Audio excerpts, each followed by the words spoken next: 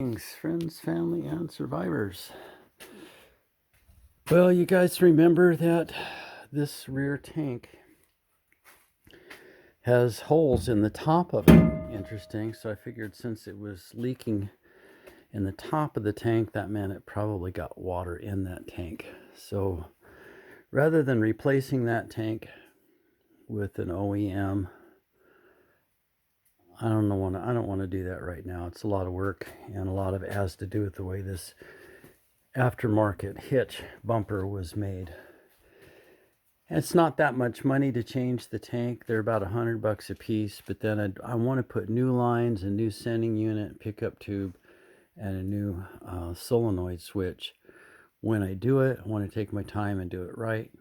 Right now I want to put this truck in service, so I found that tank on Craigslist for $300.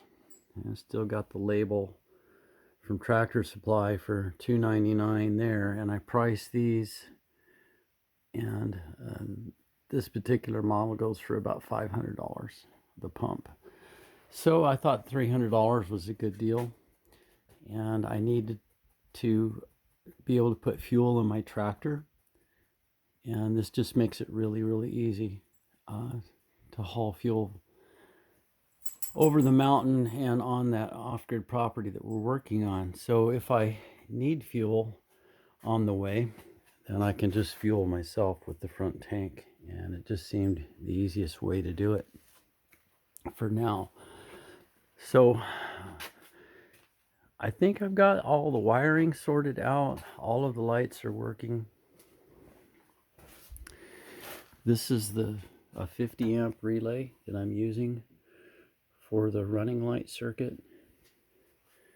And then this fuse block here with a 50 amp resettable automatic reset breaker here. Another fuse block. This does the brake control unit, the auxiliary circuit for the trailer, so you can charge batteries on the fifth wheel if you want, and also the fuel tank pump.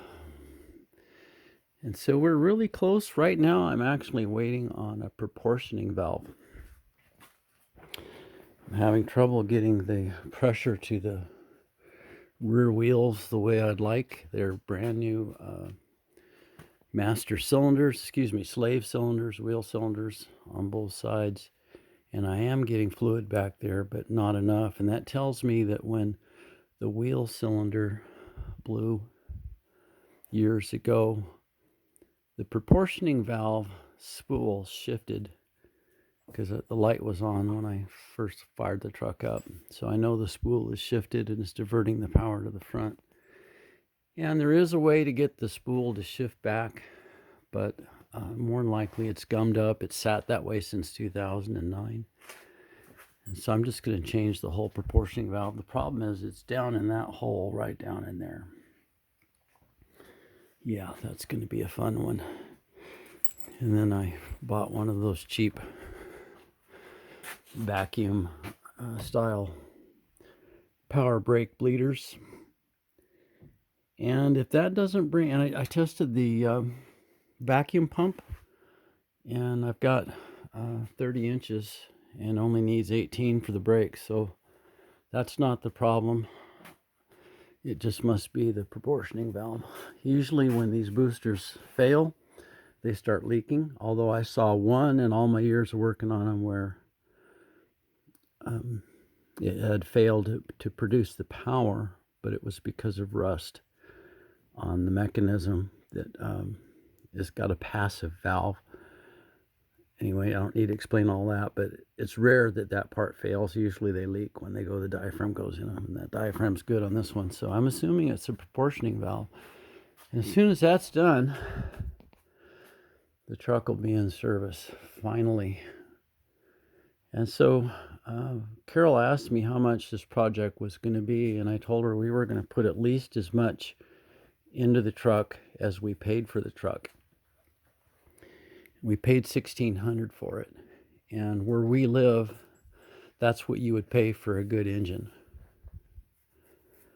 So I think we did okay.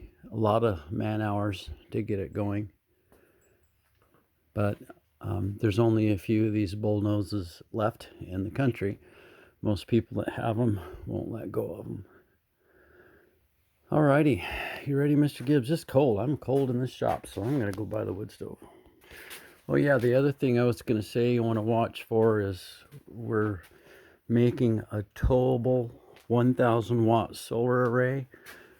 We bought the uni strut for it today.